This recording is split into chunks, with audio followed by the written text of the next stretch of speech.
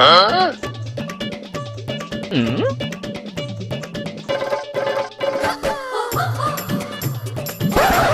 एवढी का भिलीस? अहो सासूबाई शेजारच्याने नवीन 4 व्हीलर आणल्या.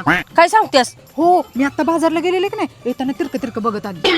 होय होय चला की चल बघायला. चल. बघितलं का सासूबाई? होय अगं नवीन आहे काय? मला तर बाई नवीनच दिसते पण ह्यांच्याकडे कुठं आला एवढा पैसा? होय आण खायला पैसे नाही ती म्हणते ती. मला तर वाटतं हप्त्यावरच घेतले असणार आहे कारण ह्यांच्याकडे अजिबात पैसे नव्हते. रोख कुठले घेते ती? काय मी वाटते पैसे नाही ती म्हणून आणि गाडी नवीन आणायची ती वेणी. अख्या गल्लीभर नुसताच मोठेपणा करते ती. खिशात नाही गिन्ना आणि मला म्हणा अण्णा.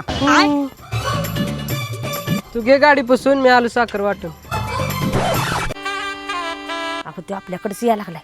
चल घरला चला. हो काकू वहिनी कुठं चाललाय? हे घ्या साखर, आम्ही नवीन गाडी घेतली. ती नव हप्त्यावर घेतली का रोख घेतली? अहो रोख कॅश घेतली. बरं झालं भाई तुमच्या घरात पण माणसं लय येते आणि कधी तर आम्हाला पण न्या म्हणत त्यातनं.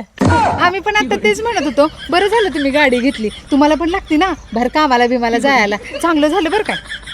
आणि हो अभिनंदन. थँक्यू. चला येऊ का? हा या. बघितलं का सासूबाई एवढी लाखाची गाडी घेतली आणि वाटायला आले साखर कंजूस बोड्याच. त्याला पेढा पण मिळाला नाही.